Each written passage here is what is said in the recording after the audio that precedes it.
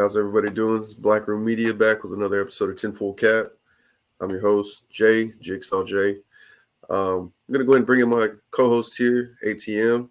I'm going to work on getting him pulled up here. And we're working on that. Just want to let y'all know we're going to have John the Historian back today. It's going to be John the Historian Part 2. What's going on, ATM? How you doing, man?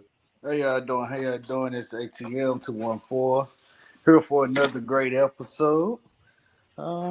Here to learn today. I'm here to learn. I'm gonna be a student today. Oh yeah, man. Less talking, more listening. Yeah, we got some good info. Oh yeah, we got some good info today, man. They're gonna drop some knowledge on us. We're gonna get some old school stuff too. So, that'll be fun. We got a lot to talk about today. So, without further ado, I'm gonna go ahead and get our guest in. The man of the hour, John the Historian. And John was here last episode. John had some great information for everybody. I think we all learned a lot last episode, and I think we're going to learn a little bit more today. How's it going, John? Hey, man, I'm doing great. How's everybody else doing? Well, same old stuff. You know how it is, man. Just trying to hide out and, stay out of trouble with YouTube and all them. It's a job, I can tell you. Many for y'all that have been taken off the air, as they said the wrong word and got pulled. Yep. So we'll try to. We messed up. Yeah, we'll try to those things to a minimum. But it's great to be back. I'm glad y'all invited me back. I really appreciate it. Oh, for sure. I'm glad you came back, John. It's I know this, even though it's truthful information, it is upsetting to some people. So, it's just one of those things. I think the more we have these conversations, the more that it'll become common knowledge and more common sense, because we kind of lost our way in a sense. So I think this is good information to get out there. Yeah. But, Go ahead. Wanted to kind of ask you, last week we were speaking about getting your name back from the government. I just kind of wanted to go back over that and see if you could kind of explain to people what that really means to get your name back. Because some people, may ask, well, what does that entail? Or how do I do these things? Where does that leave me when it's over? So, and then, maybe where do we go after that? Well, just to start off, words mean things. And in this particular system that we find ourselves in, it's extremely ancient. It goes back hundreds of thousands of years. For sure, that we know of, it goes back to ancient Rome. And before, we believe it goes back to the Black Venetians who implemented the system of the law of the sea. If you know anything about the history of Venice, you'll kind of understand they were sea people. And they barricaded themselves for protection against pirates and other invading forces. So these were very extremely powerful people. But they used a system, a language that we are not privy to. We don't understand it. It is literally a foreign language. And as I said last week, it's a symbolic language that cannot be spoken in public. So we think that they're speaking English, but it's not. Not only that, their words mean different things to them than they do to us. They're the ones that are writing the laws, creating the laws and that system, and we have no idea. So you asked about the name. First off, the spelling. Enemy. The name has become an enemy to us. Right. They use that knowledge and that understanding in the way that they perform their business and take care of their business, and they use it as a weapon against us. Everything has become weaponized. everything that they do. And it's against the normal person. We, the people, we have no clue the power that they use in the court system, that they use in the law system, they use in the contract system. We're just not educated in it. So first off, they from the birth certificate, they take your name. They give you a name. My real name, my Christian name is John Alexander. That's me. But they give me a patriarchal name, a beta. They give me a last name. And that they own it. When they put this in all capitals, they own that name because we've signed over to them. So they use it in every single form that they can. J. Alexander, J.A. Alexander, a beta, John A. J. Alexander. They switch it around and use it however they want. So to get your name back, not only is it an extremely important thing to do for every individual, and I understand there's many people who probably heard this and say, what the heck is that guy talking about? I don't understand the thing he's saying. Right.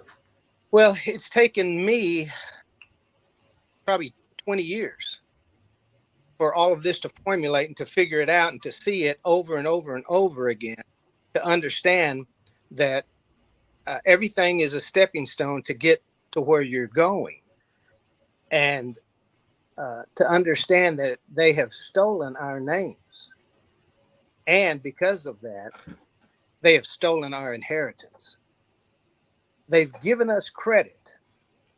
They've given us a treasury account and put our life's worth into that account to pay for things, but tricked us into giving our name over to them so we don't have access to it.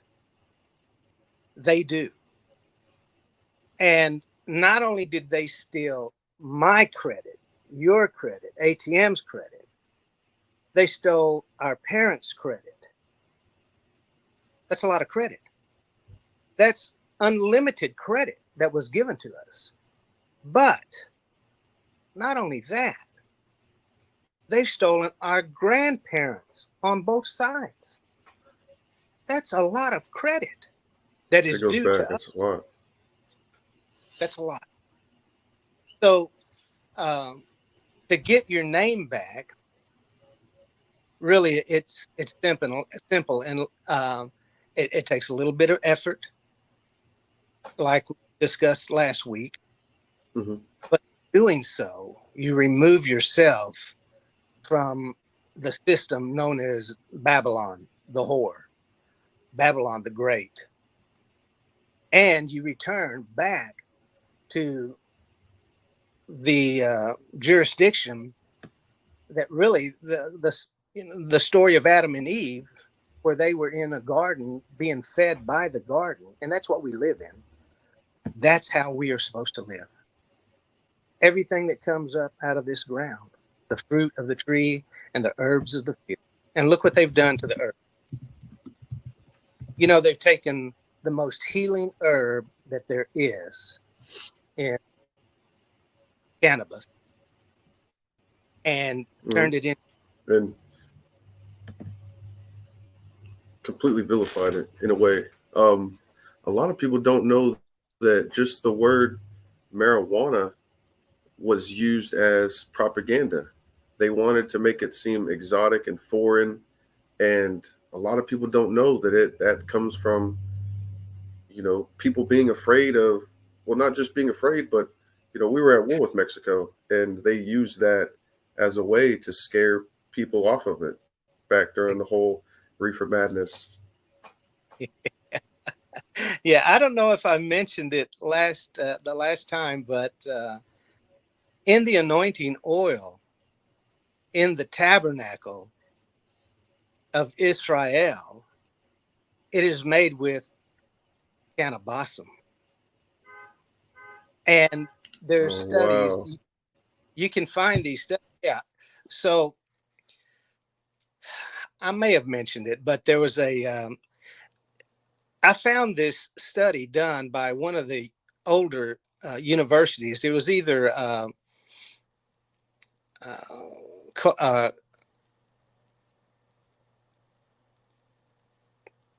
I forget the name of the university. Begins with a C. Ivy uh, um, universities. They did a study on the combination of frankincense, myrrh, and cannabis, because those are the three main ingredients in this mixture. And they found out that it created dimethyltryptamine. And you've probably heard of DMT. Are you Right. familiar with? It's a Yeah, hallucinogen. I've heard about it. Well, there was a study done, a book by a Jewish guy. I forget his name. It's been many years since I saw this, but he wrote a book about the God particle, and it's DMT. How it Yes, connects sir. to the astral plane. It connects you to angelic visitation. It connects you to God, telepathy, teleportation, the whole nine yards. So this is something that literally is created inside of us, but they have externalized, kept us from this information, and have made it against the law to take this product. Today, they're using ayahuasca. I'm sure you've heard ayahuasca, Yeah. the shaman. It's the same thing. It's DMT. So if you Uh, mess with rooms, yeah. yeah. Oh yeah. And Gordon Hancock did studies down in. He's a. You can probably find him online, but he did studies in South America. He went down there to do ayahuasca, and he was looking for answers about the ancient cave people, how they all drew the same things. Yeah. When he took the ayahuasca, he saw those images during that episode. So he understood that these ancient people were connecting to the spirit realm, which literally everything in our lives that is sold to us or given to us or fed to us stops that process from naturally happening within the temple of the living God. And we're denied access to it. Even the rubber soles on our feet disconnect us from the earth, and from the earth, the mother pulling all the impurities out of our bodies. And it just goes on and on. Everything has been weaponized. The Bible has been weaponized. Um, the ancient books, they're weaponizing them. Medicine, you name it. I could go on and on, but y'all understand that it's all been a weapon. So the ultimate was your soul, your spirit, the essence of you. They have categorized that as a name. That name has become an enemy for us, keeping us out of the original state that we were born into. What we call the tree of life. They've kept it It's kind away. of it's kind of 1984 now. I mean, Exactly. it's happening, and people don't even realize, like you were saying, how words have become weaponized. It's everything. Double speak is real. You know, words don't mean the same thing anymore. What you say now means something completely different before, and I feel like that's with everything. Um, Even these movies get put out, and a movie gets blasted so wide that now, whenever you look something up, you don't find the facts of what you're trying to find. You end up finding a Marvel movie, you know. And specifically right now, I'm thinking about Black Panther. Everybody, Kanye West talked about it. A lot of celebrities talked about it. And I think that's a real thing, that now you go and you type in Black Panther, all the first results are going to be about this Hollywood movie. And if you want real true facts, you're going to have to look deeper and deeper and deeper. And I think that's with everything now. We're Yeah. so flooded with information, it's hard to find what you're really looking for. Well, and they're controlling what gets put up at the top of that information list. For But sure. you could find things. You have to dig hundreds of pages to get to where they're going, and all they're doing is duplicating the first 3 pages. And after a while, you get tired of it. It's the same thing, and you give up. Well, that's what they want. Everything they do is to get you demoralized and to get you to give up in the process of your search. And they've done their job. Mm-hmm. So with the name, it took years to understand their process and to figure out what they were doing. Today, it's as simple as, again, paperwork. Yeah, just a little bit of paperwork. Yeah. And if you think about it, all the politicians that did all this crazy stuff, I mean, it's insane what they have gotten away with. And nobody goes to jail. Why? Because they did the paperwork. They are not under the jurisdiction that they put us under. I guess you saw the was in Italy and in Europe where the politicians are getting busted because they're pumping, given the jab, and they're not taking it, and they found out. So now for fraud. So Yeah. And everything. that's a we got to be careful there because we did say the C word one time and they kicked us for a week. So really? yeah. So we got to be careful there. We were talking about the cough, and yeah, they caught us on that one. We said the C word one time and they got us. So yeah, that's a. So what would we call it? Because I just consider it JAB and yeah. I mean, the cold, I guess. The cold, Okay. We got sick. The flu, I guess the flu happens. Yeah. But yeah, that was it's interesting how that stuff there is still playing out now, and we're finding more out about that specifically now, and more how maybe we went a little too far. Maybe this is now we're starting to reap some of the ramifications of our first whenever everybody got benched for a little bit. Everybody had to sit on the bench for a little while, and I think people are realizing now you bench the team for too long, and now people are kind of rusty. It's hard to get back out there and do the things you need to do. Yeah. And I think the franchise owners' pockets are hurting a little bit. So, well, it's. I would. So once you have done your paper, your paperwork, a whole world that you didn't think ever existed opens up to you. First off, you're not going to be now all the legwork, all the groundwork, the foundation has already been for whoever wants to back, because we have literally been lost at sea.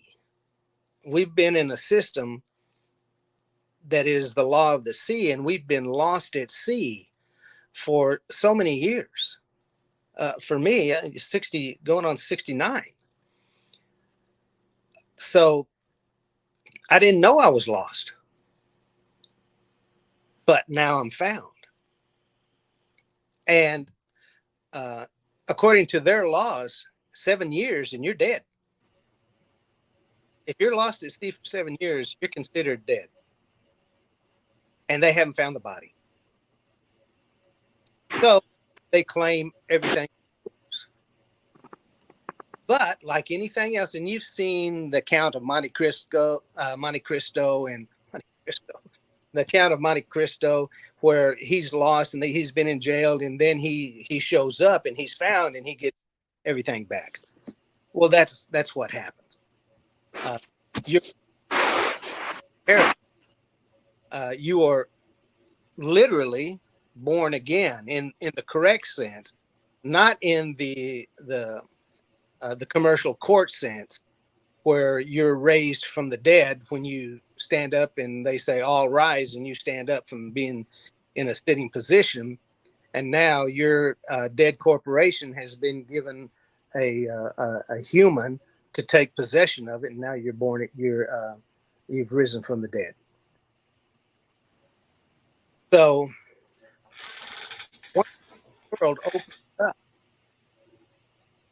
they cannot deny you any credit,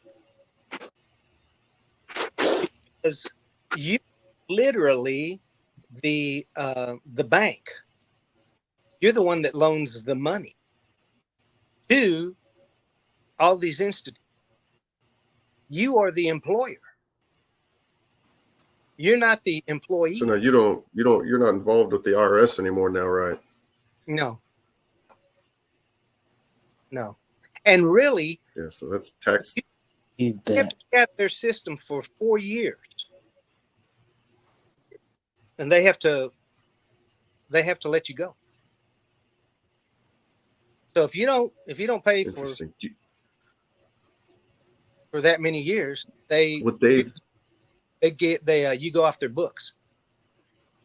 But it's imperative to pay, because you still hold the key to getting back into their system. You have their driver's license. You have their you've registered your car. You've registered to vote. You have a U.S. passport, so they can claim you. They say, "Hey, well, what do you mean? You're still getting the benefits from us." And so they pull it back. Now,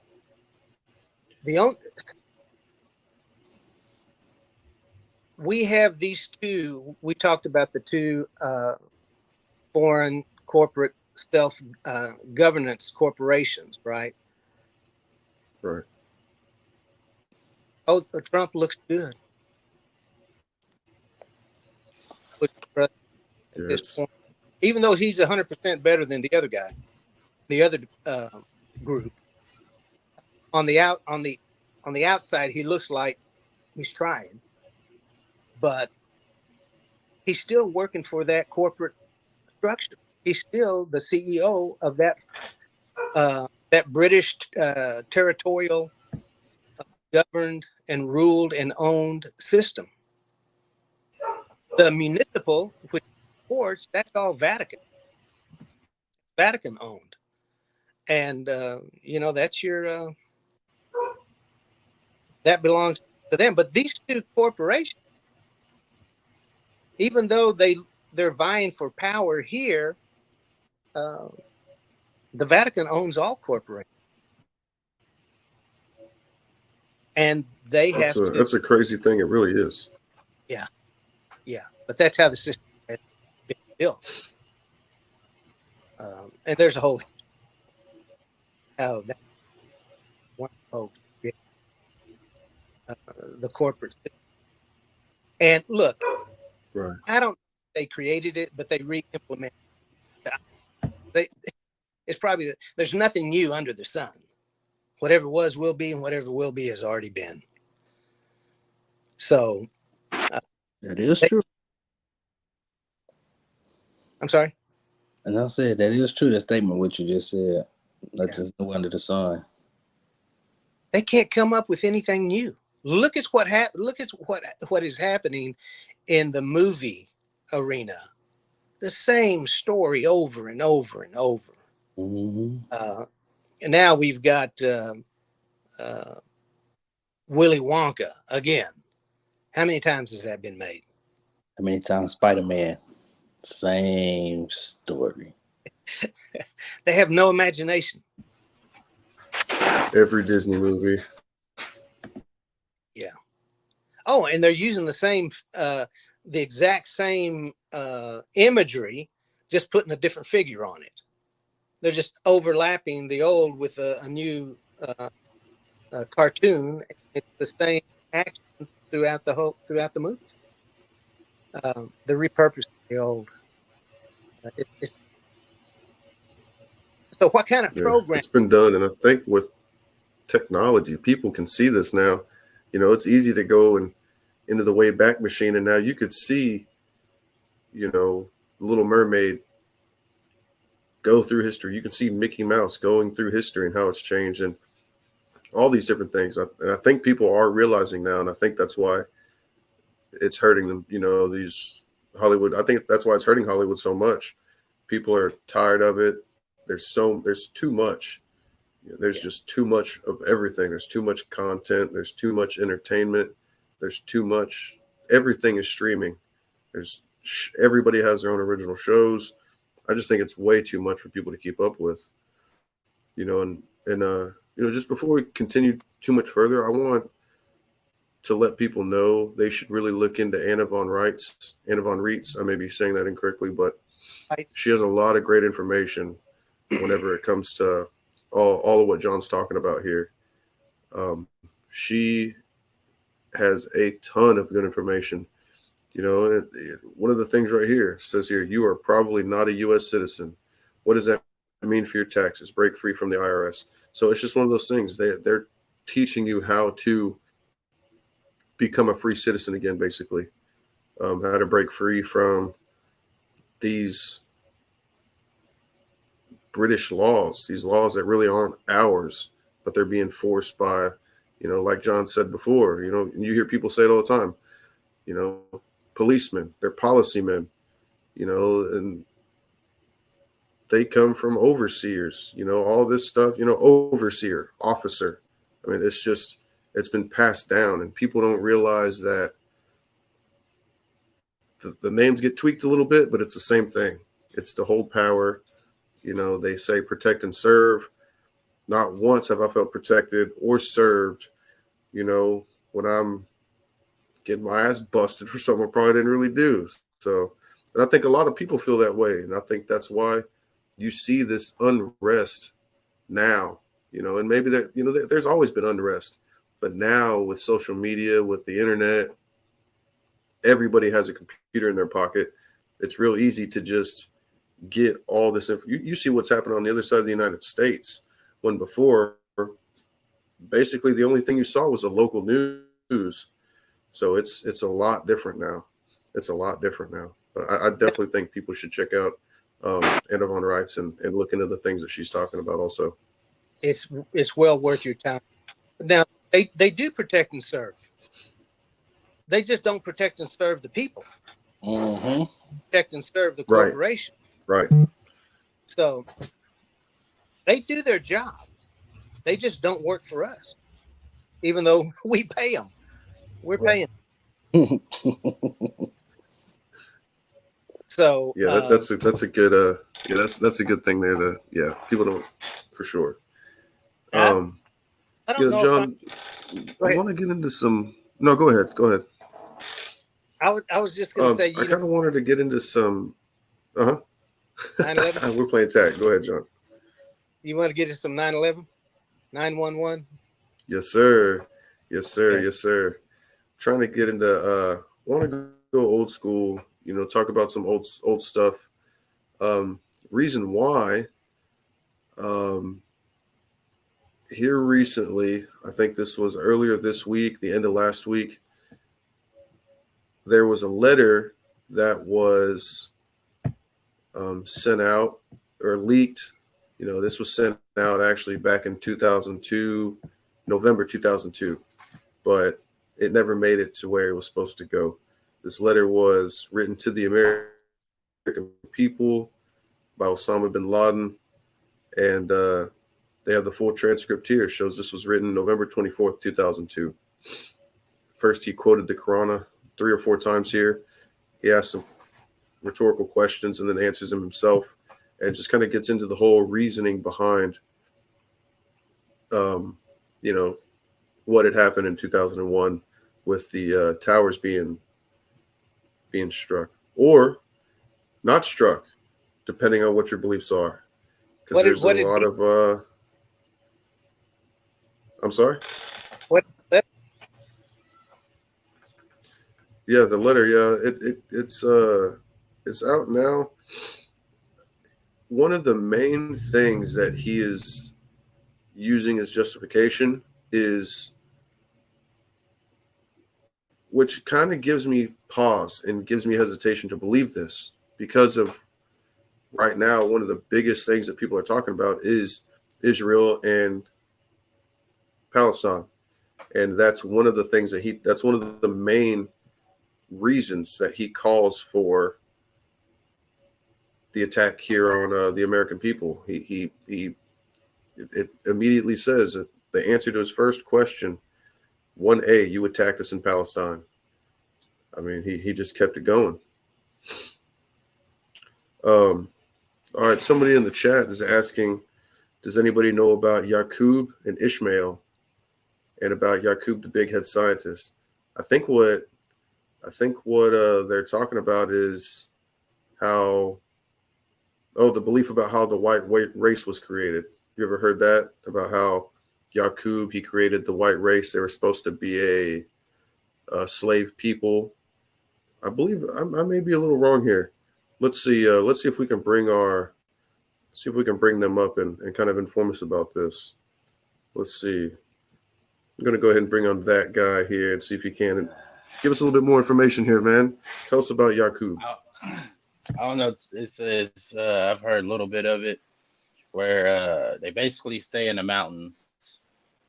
His family, the reason why he did what he did, because his family got into a big fight, and it had to do with something with his dad and his brother, or no, he married it had to do with marriage, and the girl who they had her marrying wasn't the right dude, but the people lived in the mountains. But Yaqub is like the son, the big head scientist that made different, different cultures or whatever.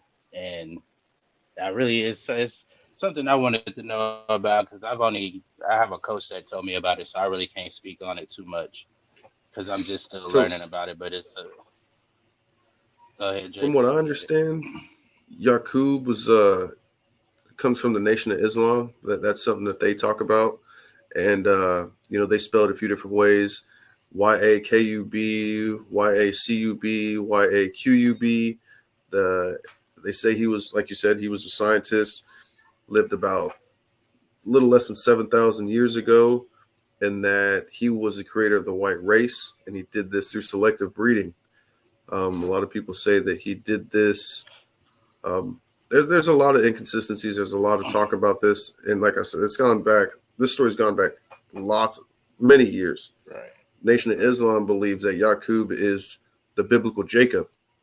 Yaqub, Jacob. It's funny because Yaqub is very close to the Spanish pronunciation of Jacob, which would be Jacobo. So it's Yaqub, Jacobo. It's all kind of it all kind of fits in there. But yeah, I've heard the story a little bit. I don't know too much about it, but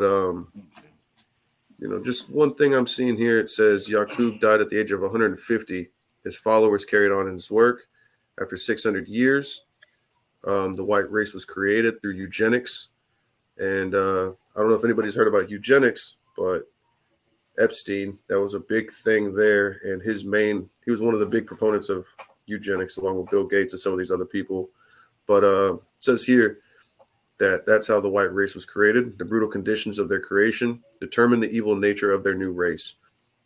So when you hear people say white devil and things like that, that's really where that comes from, because of the belief that Yaqub created these people in such a terrible way that in nature, they are evil because of how they were created, which, if you think about that, it tracks with kind of what we believe today with nature versus nurture.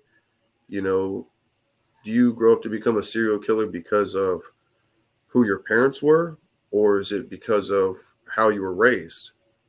And it kind of goes both ways. Yeah, you can grow up in a terrible house, be mistreated forever, and kind of be molded and formed into this evil person. But you could also be given everything and be completely spoiled and then still, murder your parents. And that's happened also. So I don't know. You know, like I said, I don't know how much credence I could give it, just because it kind of still goes along with the Bible and those things, and Right. you know, it kind of gets misconstrued either way. I just, you know, Right. when it comes to religion, politics, it's a hard thing to really. It comes from somewhere. You know, these are Right. old stories, so it has to come from somewhere. Um, I mean, these religious books were kind of history in a way. I just think it's been. I don't think you know it's been tweaked over time. They don't preach the same way they do today as they do 100 years ago. You know, today in the Bible, it's okay to be gay, but 100 years ago, 200 years ago, there was rules in the Bible on how to treat your slaves. You know, and they don't talk about that anymore either. So it's, um, you know, It's I think handwritten. even with, yeah, exactly. You know, it's handwritten and they can rewrite it whenever they want. So I think all religions are that way. It does come from somewhere, but it's an ancient game of telephone. Who really knows what they mean now? Right. It's just like us, you know, looking over the Constitution and the Bill of Rights. Like we are reading it from a point of view from 2020. You know, we're not reading it from the point of view of people that were living in frontier times, having to, you know, shoot and kill what they ate. You know, we kind of it's totally different now, but we still go off these things. So should you change them? Maybe. Should you at least keep an original copy so that we can see where we came from? I think so for sure. Um, I think that's kind of where we've gotten lost is now we only know what's given to us and not the truth so that we can make our own decision of what we want to do. Right. Mhm. Can I interject? Yes. For sure. For sure. Oh, first of all, nowhere um, in the Christian Bible does it ever say that anything that was taught there was a history. As a matter of fact, it says just the opposite. Right. Our book came from the Torah, the 5 books of Moses. The history in the Bible says Ezra during the Babylonian captivity was given, or the Assyrian captivity. He was enslaved in Persia. You know, they moved him to Persia. King Cyrus allowed him, Ezra, to go and write the books, and he wrote the books. So we're told Moses wrote them. That's not what the Bible says. The Bible says Ezra was given permission to write the Torah. And but the Psalms talk about the dark sayings, and Paul talks about Abraham and Sarah as allegory. Jesus, when he taught, Yeshua, whatever you want to call him, when he taught, whether he lived or not, the teachings were in parables. It says, never did he speak that he did not speak in a parable. So these books, the 3 main ones, Torah, and I mean, if we had time, I could break down the Hebrew words to show you that this is about consciousness and about thinking. It's about spirituality. It's inward. It's an inward process. It is not an outward process. And these religions have chosen to concentrate on religion instead of spirituality. So you change the focus from an inward perspective, which the Torah, the Christian scriptures, even Islam is about the inward man. It's not about the outward man. And they have externalized it and made it a religious practice and stopped the knowledge of the eternal activity. that goes on within or woman. So I would say that first. But the other thing I was going to mention is 7,000 years. That's a pretty long time, right? To have information. Yeah. Oh yeah. But the old in history, is anybody familiar with the oldest book ever found? Remind us. The Epic of Gilgamesh. Yes. Okay. It's the oldest story that has ever been found, and it speaks about the gods that came from wherever they came from. Two brothers, Enlil and I forget. I read that book, 30 years ago. But it's about Samaria, about about Babylon, and how these two created slaves 200,000 years ago. 200,000 years ago. They created a slave group to dig for gold, because their world that they came from, and they were using powdered gold to fill the skies with, metal to fill the skies with, to try to save it. Well, they couldn't. Oh, I know where we're going here. Look what we're doing today. They're doing the same thing, but the reason they're doing it today is completely different. So the Enki and Enlil. So one of the brothers was the leader, and the younger brother said, why are we've been here for 175,000 years. We're tired. Let's let these slaves interbreed and give birth, because they had them neutered. So the younger brother went behind the older brother's back and gave man the ability to procreate.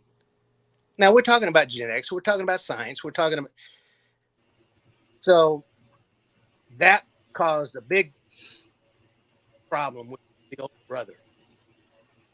And from that point on, humanity has been able to reproduce.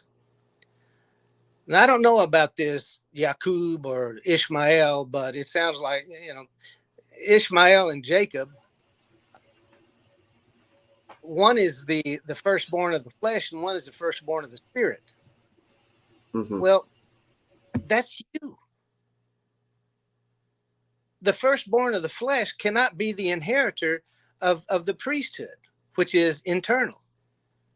The guy that wants to think about eating, having sex, and protecting his family, that's all they care about. That's the lower mind, is not going to be able to raise his consciousness to the point where he can commune with the Most High, whatever that is. So if you're going to stay in the lower lamp, because you're the lamp, Jesus says you're the lamp, and if you cover it up, you're no good. You got to fill the lamp up, and you have to be the light of the world. The chakra points in your body. That is exactly right, ATM. That is exactly right. So all of these books are written for the one purpose of teaching us how to become the high priest in the temple. Paul says, know ye not that ye are the temple of God, and the Spirit of God dwells within you? Come on now. Come on now. Yeah. I'm part of this conversation now. So every book is written about this. Mm-hmm. Islam teaches you, and it's a great teaching. It's the one that is so in your face, and if you don't get it, you're never going to be a high priest. They teach you have to cut the head off the infidel. And we discussed this a little bit last week. Cut the head off the infidel. Well, who's the infidel? The left hemisphere of the brain. That's your speech and your thinking center. And in order to cut the head off, it is a meditation term. It's all about meditation. Every single story in the book is about how to raise your consciousness, to cut off your thinking. Jesus put it so succinctly in Matthew 6, because they asked him, teach us how to pray. Wait a minute. Wait just a doggone minute. Do what? You're a Jew and you're asking a Jew how to tell a Jew how to pray? They have a prayer for everything. Everything's covered with a prayer. They have ceremonies of prayer. They have daily prayers that they do every day.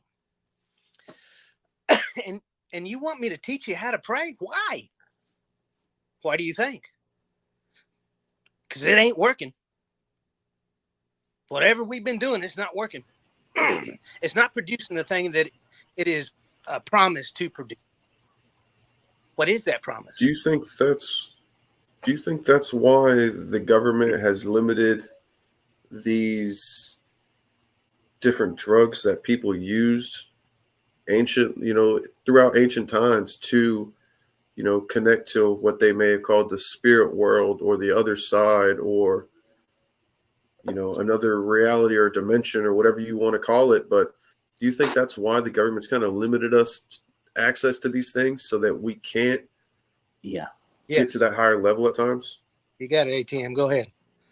Yes, I feel like they're going to try to limit it as much as they can, because if everybody wakes the hell up, who they going to be able to puppet and control? Yeah, that's exactly right. Like, everybody's going to be like, no, like I'm a little awakened, but I'm still relying on the government for certain things. But when you become fully awakened, you don't care what people think, don't care what people say, because you move totally different. You're free.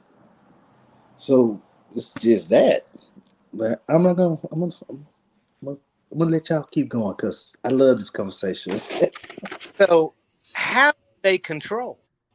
What do they control? I'll say they control you by once you say dealing with what they put into the TV, what they feed you on the TV, how they continue to just keep bleeding this one agenda. Like, okay, oh man, I ain't want to go here. I ain't gonna even go there now. Never mind. That's a suspension if I say it. Yeah, let's keep Well, it. Yeah, let's keep it safe. we'll use that one. We won't say it, Yeah, but we'll talk about that off the deal. That can go off air. Those are off air conversations. but Um, all is they're using one tactic, and it's fear. Mm-hmm. Oh, that's the best tactic right there, to keep you scared.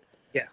Because if you're scared to actually start believing that you can actually do some of this stuff that they say that you can't do, that you are not allowed to do, once when you realize that you can actually do that shit and there's no consequences.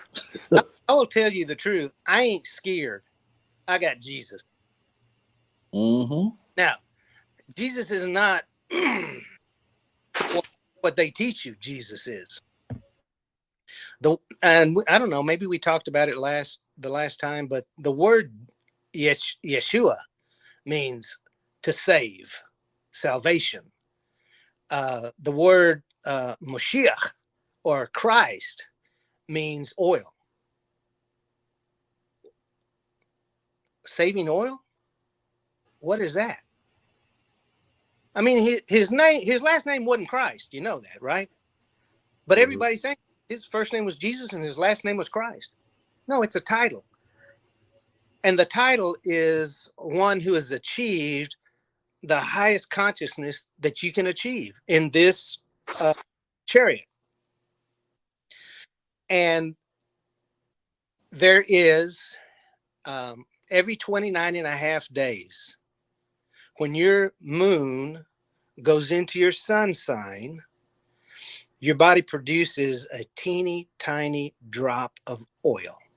It goes through your kidneys, and the kidneys produce this oil. It goes through and filters from heaven down to earth, down from heaven to hell. And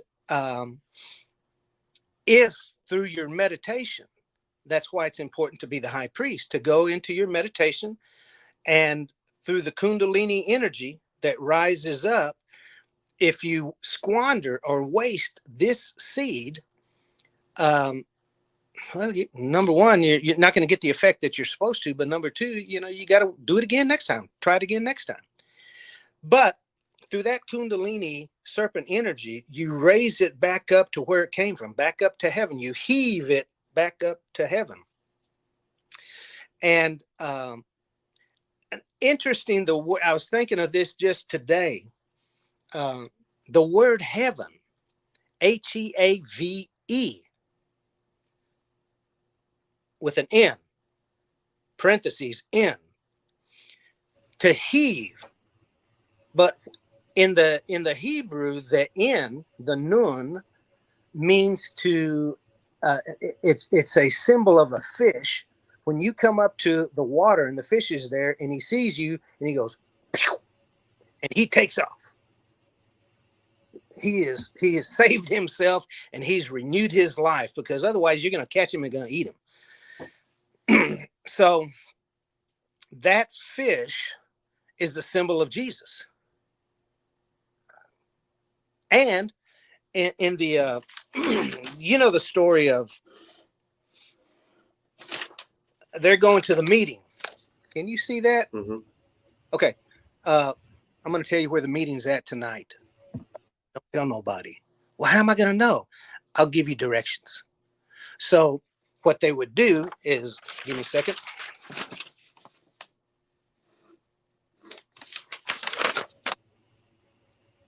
Going that way. Right? I see. Only they knew, and they would look for that. Now look, they're looking for this shape that we know as the Visica Pissa. Are you familiar with sacred geometry? Not too much. I know a little bit about the pyramids, but not too much. Sacred geometry is all about energy and how energy works in the body, and what this whole thing that we live in is made of. So I'll give you everything in the Bible is written about sacred geometry. It's everywhere. So you're going to take a cell, and I'm going to put a cell. Can you see the cell right here? Yes, sir. Okay. And it's going to expand to make another one, and then it's going to contract, because everything in this world is expansion and contraction. Love making, planting a seed, everything is expansion. And so my circular skills are not real great, but now you've got two cells. This one over here has expanded this way, and now it's contracted here.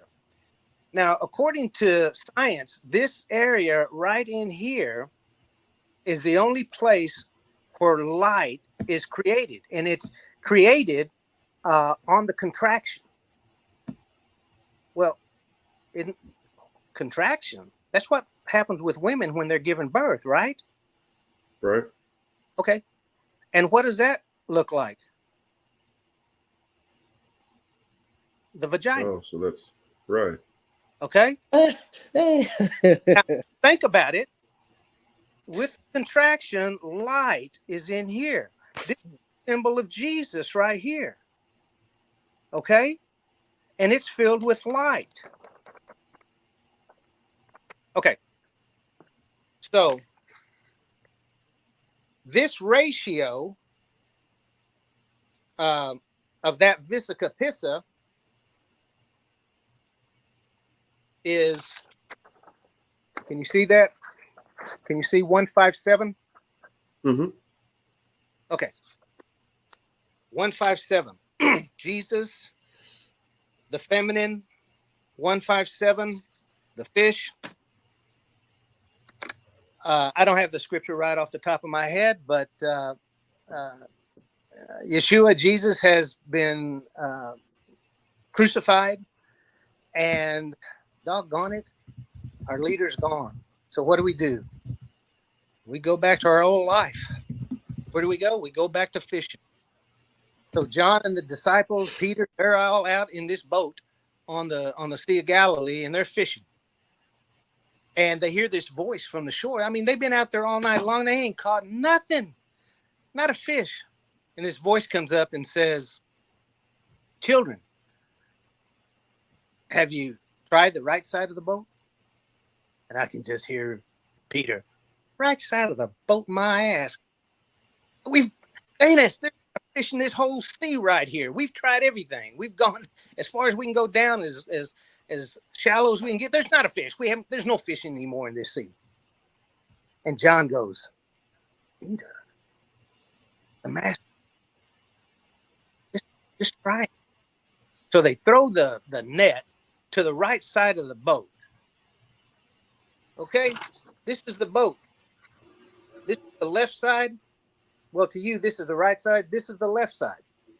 Okay. Mm-hmm. So they cast it over here. And what happens? They catch so many fish, they can't even get it up into the boat. So they drag it to the shore.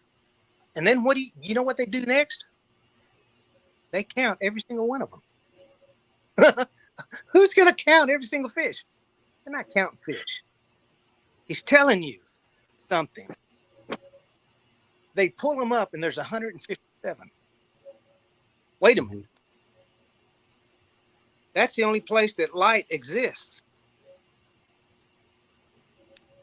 So Jesus teaches, if your eye be single, your whole body will fill with light.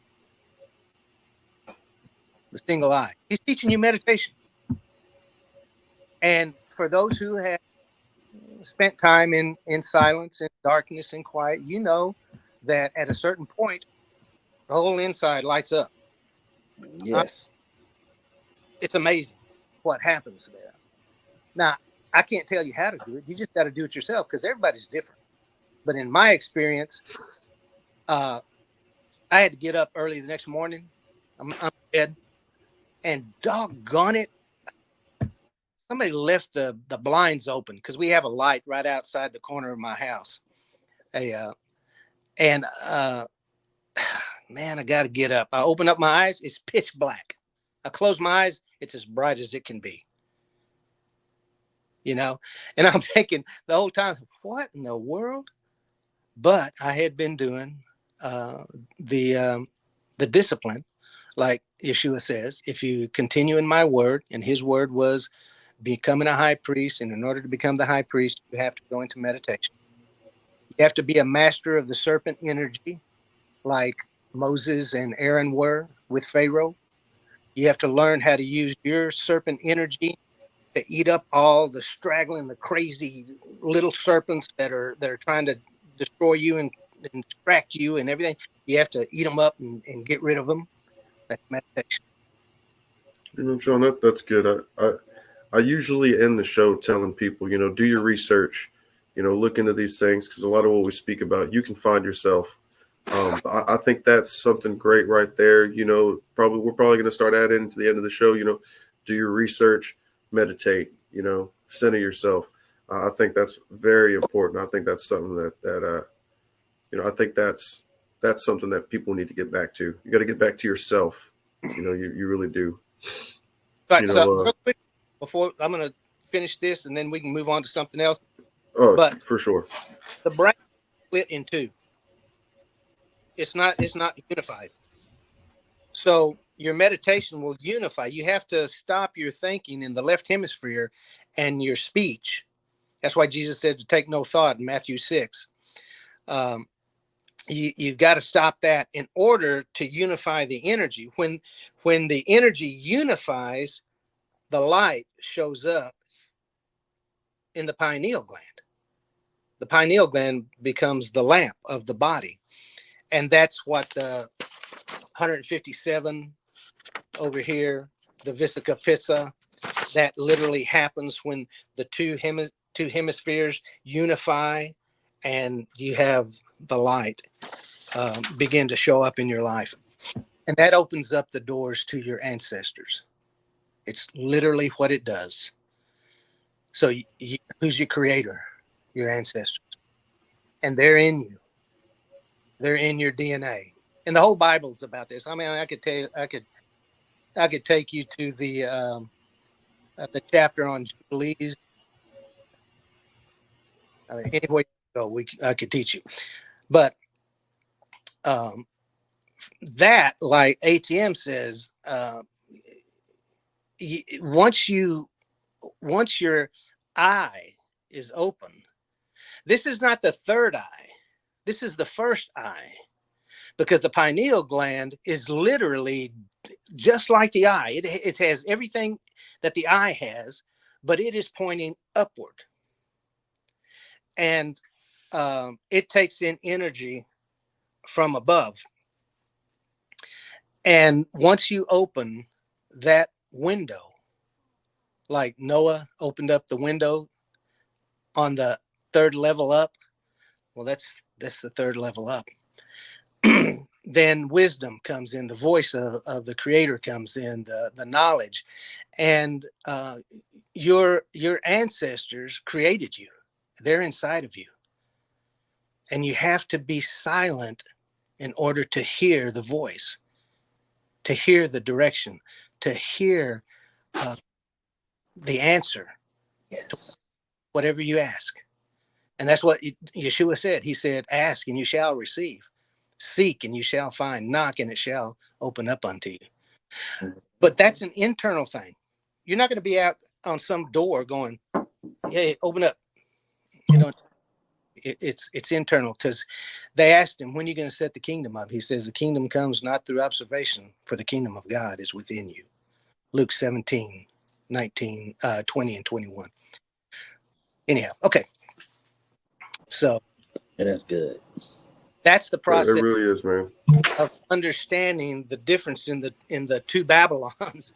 We've got two Babylons running together. And literally, that was a book written by Alexander Hislop. He was a Catholic priest who wrote Two Babylons years back. And it's all about the system, how the system works. Everybody wants to borrow one and read it. It's a fascinating read. It's serious. It's a serious study, but it's well worth putting the time in to get yes, sir. Yes, sir. Man, John, I really appreciate you coming on here today. And I think we're going to stop here for today. You've hit us with a lot of information. I really do hope that people that watch and listen to this do some research on some of the things that we've spoke about, and like you said, meditate. I think that's very important. We need to get back to ourselves. We need to get back to taking care of ourselves, looking within, finding out what we need, and getting back to that point. So I think this is great information. And again, I really appreciate you coming back on and giving us a lot more of this information. It's a pleasure. Anytime, my friend. Anytime. Thank you, John. Just want to go ahead and before we completely kick off, just if everybody would remember Anna Von Wrights, look into her, look into what she's talking about. She will get you deeper into these things and help you get out of the system, get you back to being a free citizen. Look into these things John's talking about. It's easily found online, and like you said, it's just a little bit of paperwork that you got to file if you want to get those things started, and get back to meditation. We need to get back to that. I think that's good information. Anything else you guys got? Only thing I can add to the meditation point is for people that's struggling and trying to have a hard time, like I used to, get on YouTube. It's gonna teach you how to do it. Yeah, it's as easy as humming, Mm-hmm. And listening to your sound. And people, real quick, people will say, well, you spend all day meditating. No, you start out with 2 minutes of deep breathing and meditation. Just, deep breathing and humming. Just start out with 2 minutes. Do that for a week, 2 minutes a day. The next week, go to 4 minutes. Next week, go to 6 minutes. Go build it up. Before you know it, you'll be humming up a storm. Look, when your mother was babying you, I mean, she's holding you. What's she doing?